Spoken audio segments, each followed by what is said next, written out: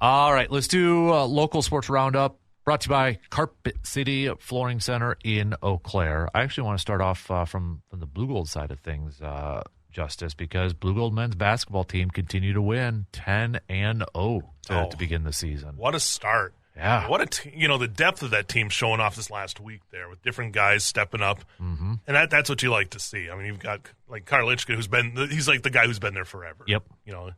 But every game it seems like somebody else has been able to step up and continues to grow. And that's what you love to see in these early season games is not only are you getting the veteran guys leading, you're getting these other guys who have been worked in there and are really starting to show what they have. And best start since the 99 season. That was a team that went to the championship game. Yeah. And I went back in 90-91, they went 14-0.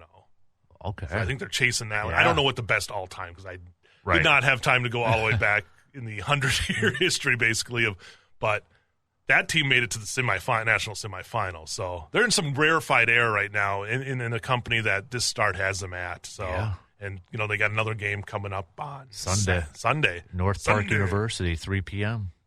So, got nothing going on Sunday afternoon. Sonnentag exactly. Center.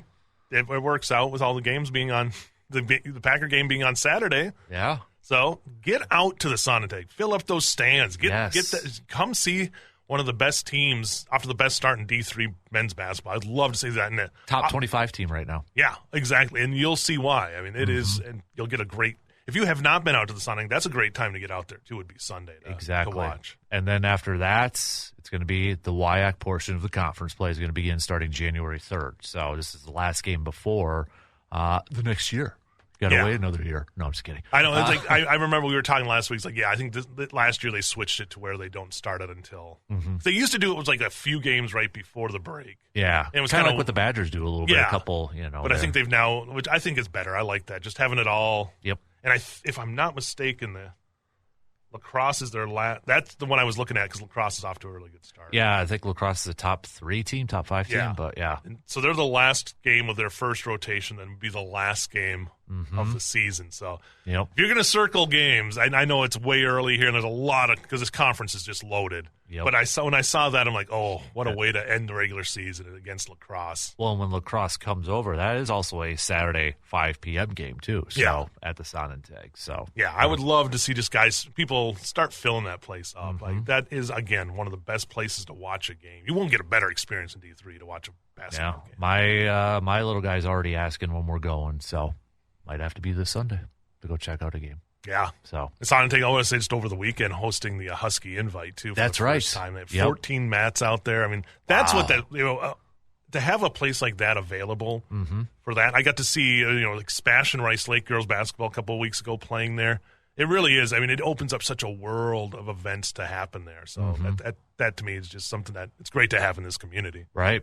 And then just really quick for women's basketball, they also picked up a victory against Superior over the weekend, so they're off to an 8-1 start. Yeah, great start for Tanya England's squad, a team that continues to evolve, and I'd give credit to Tanya because she just changes up. Yep, she is so good at adapting to what's going on in the game, and we're seeing it with this team this year. And it's just a great start for them. And they have do they have a game this week?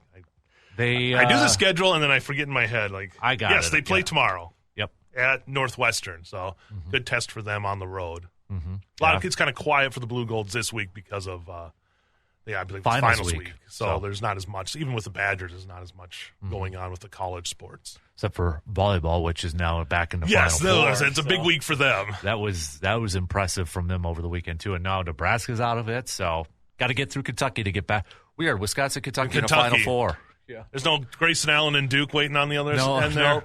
No Duke over there. So, but flashbacks for me. But nonetheless, that's still pretty awesome to see. Coach Sheffield and what he has done over the years. Oh, was it 13th straight year in the Sweet 16? Something like that, yeah. And they have just been an elite program, and it just aren't moving anywhere from that. And again, when they're healthy, they didn't have their full complement for a lot of the season, but now that they got everybody back on there, they are just a powerhouse and really dominating their way. They dropped a set yesterday, but just bounced back in a 3-1 victory, and total domination. You mentioned the Husky Invite. I was going to bring that up a little bit later on, but you mentioned that. So that was, you said first time I was at Sonnentag? The first time at the Sonnentag, yep. Man, that had to be pretty cool. So I did see all the buses and everything lined up over there, too. Yeah. So that thing just I mean, it's been going on forever, but I think this is just going to keep growing at the fact that they have a chance to compete there. Right. So also, let's do some hockey talk, because I know you did check out some Eau Claire Memorial hockey the other night, too. So yeah. They were going up against, was it Menasha? Yes. Okay. I saw him against Menasha on Friday, and the night before, I believe it was River Falls that I saw him against. Okay. And got the win, a big comeback when they were down 2-0 against River Falls and came back and got the victory 3-2.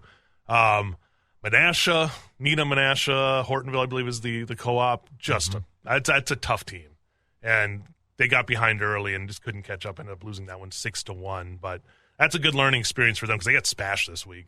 And that's a team there's always a chance you end up running up into in the playoffs and stuff like that. Yeah. So usually a good test. So that game is coming up, I believe, on Friday. So, okay. Again, I try to remember. I make a schedule. It's a lot of writing. It's a lot of stuff. And then it just I'm a 45-year-old, so everything just goes right out the other side of my head. So. Hey, you're like Phillip Rivers, man. Just think about this. I know. Phillip Rivers, 44. He's a grappa. You're not. So you're technically younger. So thankfully, I think I have a little bit of time on that one there. But still, an impressive. We didn't touch on it, but just quickly on a sidebar. I mean, yeah, they didn't win. They were in position to win. So. Right. I mean, you could go and say, okay, he threw one touchdown, one interception, but he really didn't look much different than Phillip Rivers from 5 years ago. No, he didn't. Still has, he was never a mobile guy. He wasn't going to blow you with that. And they protected him well and gave themselves a chance. It just came down to it. Seattle's a good team, too. So. Oh, yeah. How about basketball? Oh, man, almost just dropped the keyboard there. Basketball, women's, boys basketball, or girls and boys basketball. We're in conference play, right? Yes. For a lot of high school most ones? of them have, they kind of started up before, getting some in here. Okay. So, do we have any? I know with the holidays coming up too, a little bit of a break, or is this a time too where we get some more tournaments potentially? We will once the holidays go on. I think for the next week and a half, you'll still have regular season type of conference games and play. Okay. Now tomorrow, I know get a good boys basketball matchup. Durand, Arkansas, and Fall Creek will be going at another one. Cochran Fountain City, team that made it to state last year, will take on Osseo Fairchild, the boys team, which is undefeated in Dairyland play. So that's a good one at Osseo tomorrow night as well. Regis girls basketball off to a great start as well. They play Bloomer at home tomorrow as well. So, and Mark, Eau Claire North's been off to a good start in boys basketball, and they'll be home in a non-conference matchup against Marshfield. The Memorial boys will be home against Superior as well. And then if you're looking for a regional kind of a non-conference matchup, Altoona Chi High at Chi High tomorrow night as well. So gotcha. Tuesdays are, when it comes to the sports, the most loaded days. Especially this time of year. So if you're looking for a game, there are plenty of options tomorrow for you to go to. Boys hockey, Memorial's at Hudson. So not only do they have Spash at the end of the week, coming off a game against Nina, now they have Hudson, the top team in the Big Rivers. That'll be a battle for first place because obviously the Nina matchup was a non-conference matchup. So that'll be a good game. That's at Hudson. So that's a 5 p.m. drop there. Okay. And then North hosts Rapids in a non-conference matchup at Hobbs tomorrow night. So okay. Again, if you're looking for something to do tomorrow, plenty of local sports. Absolutely. Should also note, I know they're to our west a little bit, but we do have listeners that chime in. River Falls football. Oh, my goodness. WIAC moving on to the semifinals. Yes. I mean, what a performance. And now they get Johns Hopkins. What a performance winning. And the amount of offense they put up when the temperatures were insanely cold on Saturday. Yep. If anybody went outside Saturday, imagine trying to play football in that. No, thank you. In a wide open stadium. There's no dome or anything over there in River Falls. The wind's coming off the Kinnickinnick. It's but yeah, what a run. First time they've ever made it to the national semifinals and now host Johns Hopkins. That's a noon kickoff on Saturday. Okay. So if you're looking for a big D3 matchup, I got to imagine. I know I went to their website. They're selling tickets. I would imagine that place is going to be rocking. And it shows.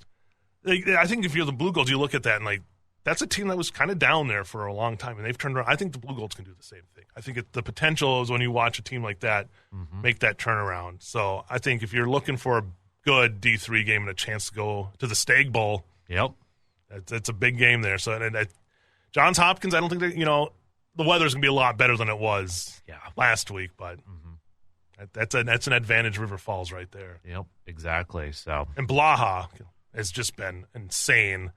I don't know if he's going to end up getting the Gagliardi Award, but man, 46 touchdowns combined going into this week.